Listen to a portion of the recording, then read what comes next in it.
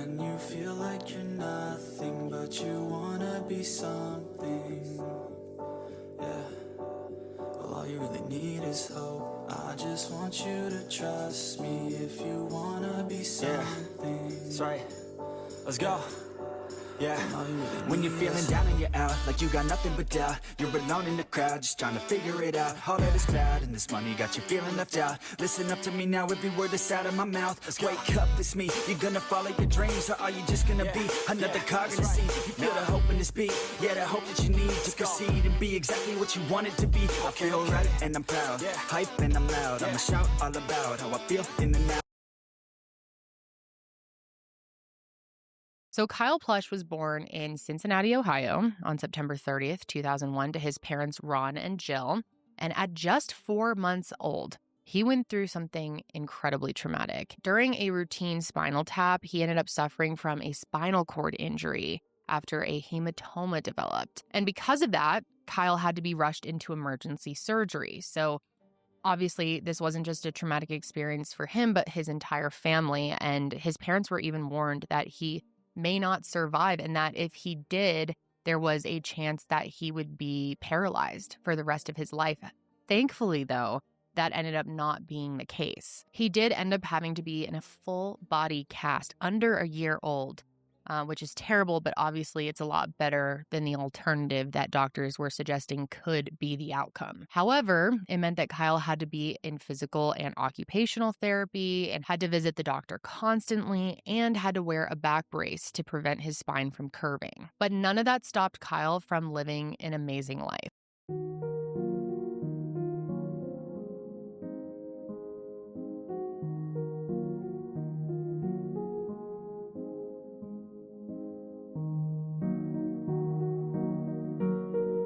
Everyone who knew him said that he was the happiest kid who always lived his life to the fullest. And when he was 3 years old, he got to share that with his new baby sister, Allie. And from everything I've read, these two were incredibly close. And one thing that you should know is that even though Kyle had made almost a full recovery from that spinal cord injury, he did, of course, have some lingering issues, specifically with his right hand, and he never gained full control of it. And it taught him to be, resilient and how life should never be taken for granted. His favorite quote was "Carpe diem," which I'm sure many of you know means seize the day, which is exactly what he did. He lived his life to the fullest. He loved learning, especially when it came to science and history, which is why he went and found that new school. He told his parents about it in 6th grade, and he was enrolled the very next year. And Kyle truly thrived there. And one of the things that he was especially interested in was the programming club, which was an after-school activity. And he liked to come up with his own ideas for technology. In fact, he developed an idea for an Apple Watch modification that would allow distressed callers to send a message with their coordinates to emergency services during a natural disaster. It would also send them the person's vital signs so emergency response team could help identify and prioritize who needed help immediately, which is such a genius idea, especially at that age. And it's pretty unbelievable and eerie, honestly, to think that he came up with this given what would happen to him just a few months later. Which brings me to April 10th, 2018.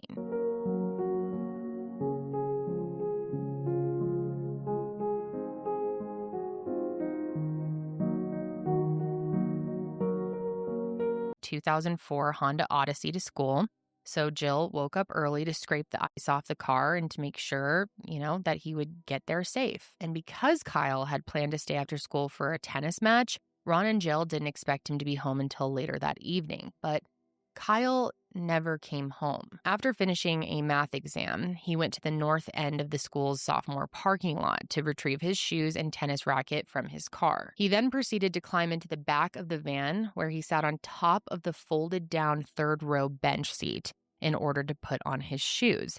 And for context, this van has a feature that allows you to fold the top of the back seat forward, and then you can take the whole seat and flip it backwards, turning it into sort of a divot trunk, basically just creating more storage in the back. And while Kyle was sitting on that third row seat, where just the top had been flipped down, it's believed that he reached over into the trunk to get his other shoe. But when he did that, the third row seat became dislodged and it automatically sprung backward, which forced Kyle head first into the trunk space where the seat would typically be stored, meaning that Kyle was stuck upside down with his torso pinned between the floor and the back row seat. Now, typically, these seats are latched in to prevent this from happening, but for whatever reason, the latch wasn't working. It has been said that an improperly stored spare tire may have been the issue, but it's hard to say what truly caused this. Either way, though, that seat was exerting 80 pounds of pressure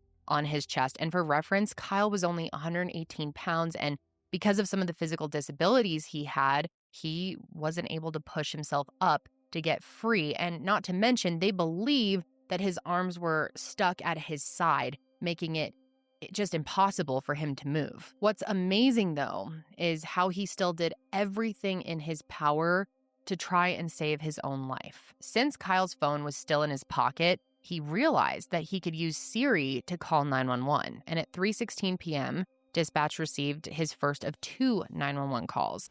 I'm in help. Help. Help. Frustrating is that she was able to see that he was a repeat caller, but for whatever reason, she didn't inform anyone that this call came in. And keep in mind that the officers were still at the school looking for Kyle. So had they known that he had called a second time and that he had gave very specific details about what car they could find him in, there was a chance that they would have kept looking. So, in my bed, outside the 7 Hills parking lot. The 7 Hills what parking lot? But instead, at 3:37 p.m., they closed the incident and just left the scene, just 2 minutes after this second desperate call. That's only 11 minutes that they spent looking for him, and only 3 of those minutes were captured by body cam because for some reason, they turned their cameras off while they were speaking to Douglas Allen, who was a fellow deputy who was outside the school helping direct traffic.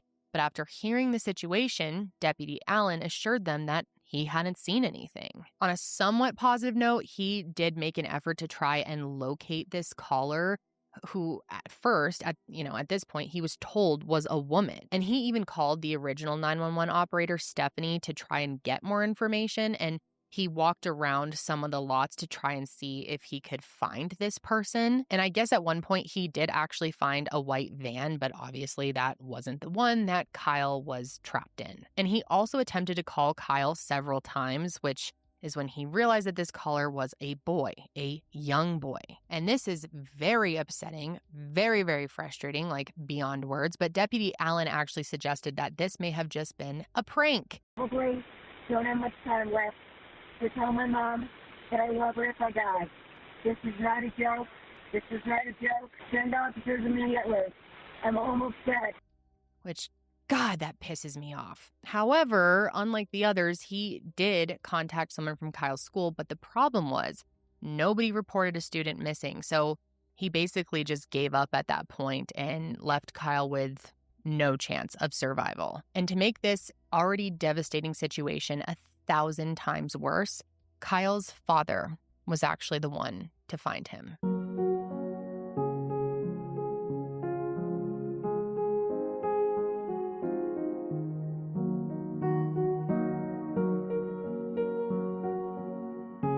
Day back in April was like any other weeknight. Kyle was staying after school for a tennis match. Mom Jill was home making brownies for Kyle's tennis luncheon the next day. But she always kept track of her kids, and this day was no different.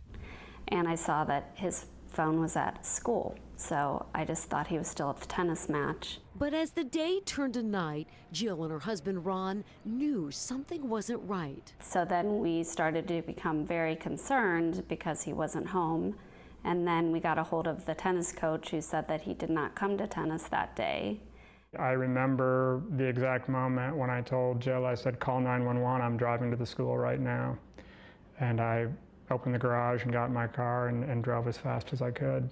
You knew something was wrong? Yes. When you see his van in that parking lot, what are you thinking? The first thing I thought was he possibly could have been abducted. At what point do you realize, oh my God, this has been a tragic accident? You know, Jill has tracked his phone to this location. I said it's likely in the van or somewhere around the van. So I had looked in the front seat. I saw his tennis racket in the front seat, so I knew immediately he never made it, you know, to the tennis match. By this point, Jill had called the police to file a missing persons report, but once Ron looked in the back seat, he realized that their son wasn't missing. He was trapped, and despite attempting CPR, it was too late. They had actually used the Life 360 app to successfully track his location, another example of why that app is so amazing to have. Yet the police couldn't do something as simple as going to the address of the emergency. It took over 6 hours from the time that he had placed his first 911 call for emergency services to arrive on scene. And obviously by that time, it was far too late. 16-year-old Kyle Plush died due to mechanical asphyxiation as a result of the 80-pound seat compressing his lungs, and his manner of death was ruled accidental. So the next day, Ron and Jill had to meet with the coroner.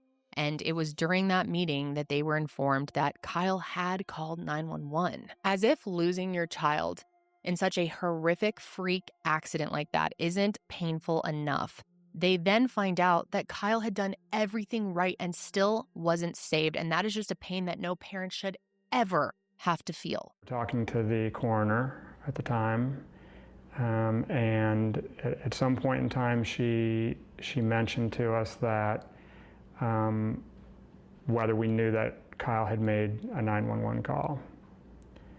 And I was just in shock. So obviously at this point, there were still so many unanswered questions, and something that became a question pretty quickly is what happened with that back seat? Why did it all of a sudden flip over like that? And as I mentioned earlier, there may have been a spare tire that was in a bad place, which prevented it from locking, but there was also some talk about whether this van could have been recalled. Apparently, 46,000 Odyssey minivans from 2008 to 2009 were recalled, and several thousand more were recalled between 2011 and 2017.